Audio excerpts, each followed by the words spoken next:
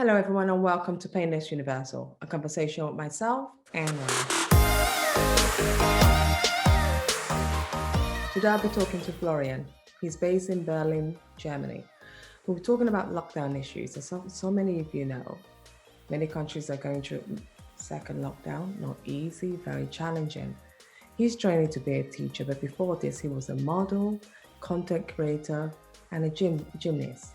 He loves to work out. He loves to keep himself fit because obviously being a model that teaches you so much. So much. I'll be talking about the challenges of people. People are going through so much challenges of how do you stay fit and how do you keep creating content when there's a lockdown. Also, as someone who's studying to be a teacher one day, what are his advice to give to students who are hoping to see a better 2020? Meet Florian. And welcome to Painless Universal Conversation with myself and Welsh. I'm here to talk to Florian. Florian, thank you so much for joining me. Where are you joining me from? I'm joining you from Berlin, Germany, and yeah, it's my How is first day of freedom after quarantine. it? How is it? How is everything going today? Was good to get some fresh air. And yeah, just went for a walk and was nice to have the freedom again. Yes, I know. Honestly, I think it's a lot of people are going through that whole process and trying to adapt and really enjoy that. We're in lockdown, but we how do you balance it? Before we go into that, I wanted to know a little bit. Can you tell us a little bit about yourself, Florian? Who is Florian? Yeah, hello, I'm Florian, and I'm 28 years old. I live and I grew up in Berlin, and for studying, I went to Erfurt. It's like a small city in the middle of Germany, and I studied there 6 years to get my Master of Education right now. I finished like 2 months ago, and yeah, to become a teacher for primary school and math, German, and sports. And yeah, besides that, I started modeling when I was 20, so 8 years ago, and I started with is the Instagram game, like 4 years ago, I would say. Yeah. You said you're studying to become a teacher, and what led you on to take on that path? I mean, it's for someone who's been a model, you're a content creator, you've done so much more. What led you to this path of being wanting to be a teacher to help kids? It was probably a bit of influenced by my grandmother. She was a teacher, and she was also like, I would say, the family leader. She was Mm. yeah, she was for me very important when I was a kid, and for me, like I love to work with the kids because they are always honest with you, and you get a lot of feedback from them, and you get a lot of good stuff Mm. back just with the company of kids. And I just, especially for primary school, because I think in our generation, the youth is getting way more rude, and that's why I want to have an impact on them when they are younger. So they have maybe, I can give them more values when they're younger, Yeah. and I can inform them a bit in that direction. That's why this was my intention to do primary school. Yeah, no, actually, that's true because I think a lot of kids, their mindset is shaped when they're younger. So if you could help them that at that critical stage, that was such an important thing to do.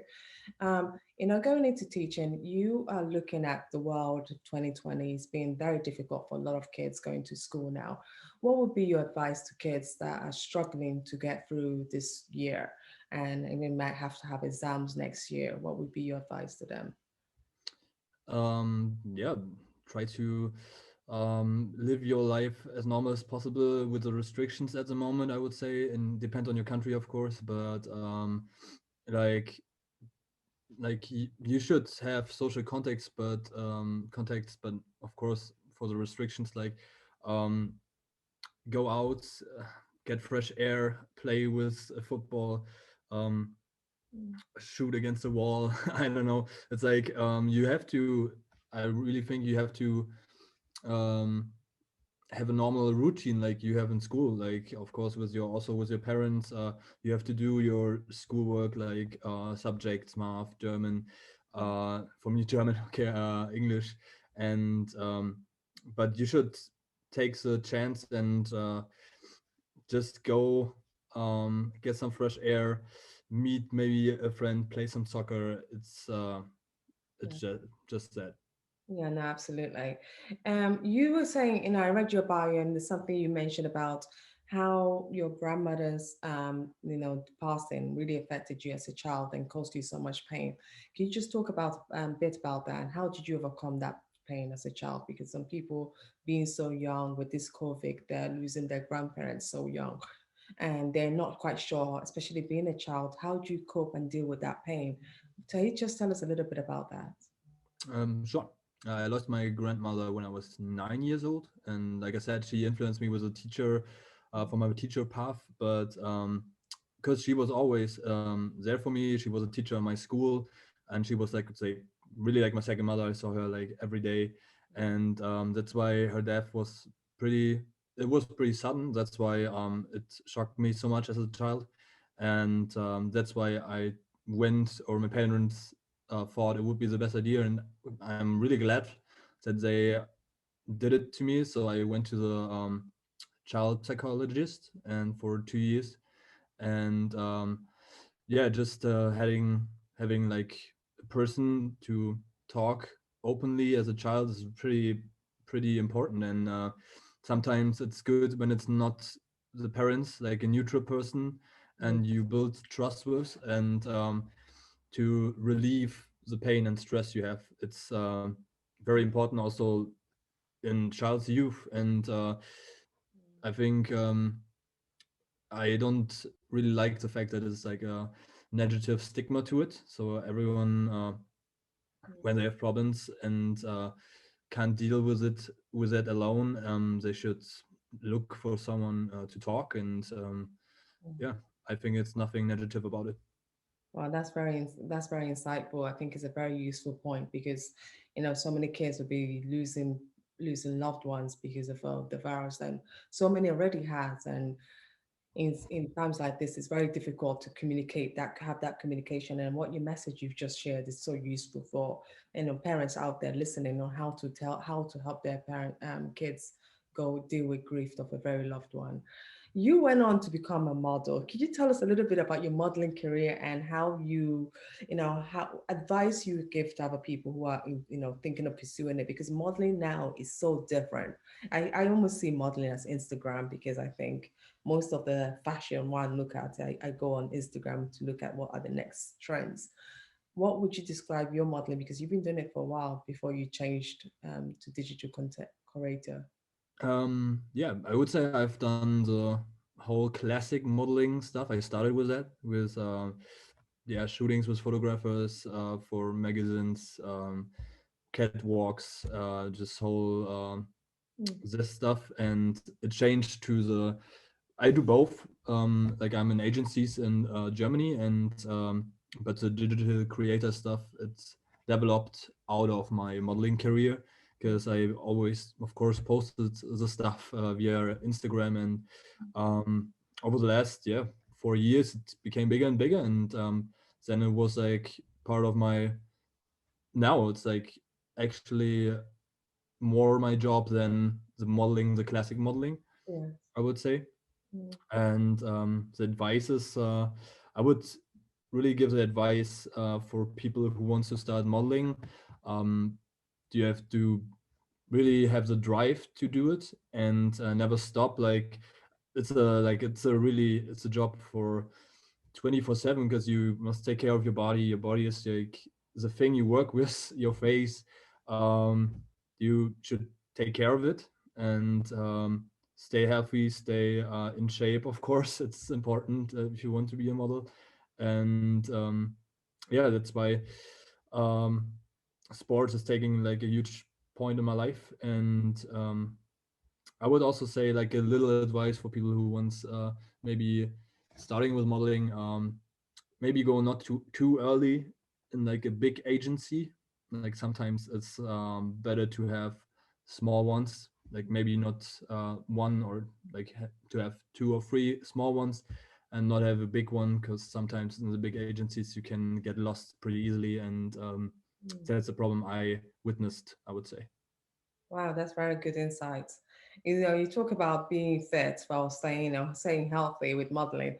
That brings me down to lockdown because, when we're in lockdown, we could, for us in the UK, the gyms are closed. What advice and tips would you give us to try and keep us fit? If we could go outside, but it's winter, so it's not the most pleasant thing to do, about which everyone is still trying their best. But I know there's tips that people could still do at home to still keep healthy. What would be your tip? What would, so someone who has to be a model and someone who has to keep their shape? Mm, I would say, like, except that I hate running. I really don't like cardio, I must confess.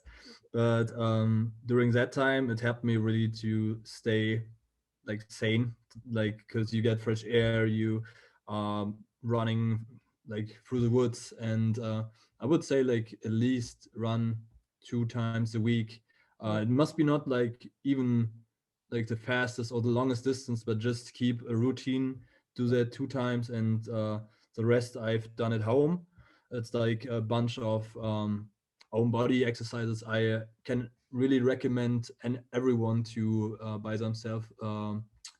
Like a sling trainer, like a TRX is a sling trainer where you can put it in your put it between the door, and you Mm. can just make exercises on that. Oh, yes, yes, yes, yeah. Uh-huh. And that's great for home workouts. You can do hit every muscle group, and I would also recommend to do high intensity trainings, because I'm also not a fan of long training, especially not at home, because probably you don't have the drive to work out at home for 1.5 hours or something, because it gets boring, and you have not the same atmosphere like in the gym. Mm. And that's why I do high intensity trainings to challenge myself on the one side, and it's way quicker. You burn a lot of calories in like at least half an hour, and then you're done. Yeah. And yeah, just do that with body weight, and that's it, I would say. Oh, that's interesting. That's really fascinating. Our final question brings us down to content creating. How difficult is it to create content now that there's not much, it's not, we used you travel, you go to different sites. How important is it to still maintain your Instagram account? Why it's so difficult to get content? How do you do it? um yeah, my content also of course changed a bit because of the fact you can't travel so much. Mm. So I love to travel around Europe or the US, and visit my friends there, and shoot there some pics. But it's changed in that direction, that I'm more focused on portrait photography, lifestyle, fashion here. It's I mean, you can go in Germany, you can still go out and on the streets, and find good locations. And sometimes it's the good side fact is the streets are not so crowded anymore. So that's why you have I find space, and yeah, yeah, you have silence for yourself. mm, So that's kind of cool. And for myself, during lockdown, I bought myself a stative to make my own pics in my flat, or for content creation for brands or companies. So I don't have to, yeah, have the social contacts, and to make my own pics. So it's kind of going in that direction. But I think the good thing is you can still do a ton of content creation without any restrictions. well, what I'm getting from you, right, and I'm really grateful to talk to you, is that in everything there is a side to look at the glass. You could look at it half empty, or you could look at it half full. And I think it's what you've just really described very well. Yes, you can't travel, but you can look at the advantage of not being able to travel because the spaces are more. They're emptier, not a lot of people there. Before, it's very hard to get a perfect picture because there's so many people crowding in an area. But now when you go there, it's just so you just almost have to adjust to the new world. Even which and you talked about body weights, that when you do exercise, it's not necessarily you have, if you don't have everything, then utilize your body weight, and that's so helpful. Um, I'm so glad that you were able to share these things. Thank you. Yeah, no problem. I try to um, have the view on life always positive, and you should do the best out of every situation, and you can change it. So it's you have to um, adjust it. Yeah. Thank you so much, Florian. This is really deep, really deep, and I enjoyed it. Thank you so much. Thank you. Okay. No problem. Thank you.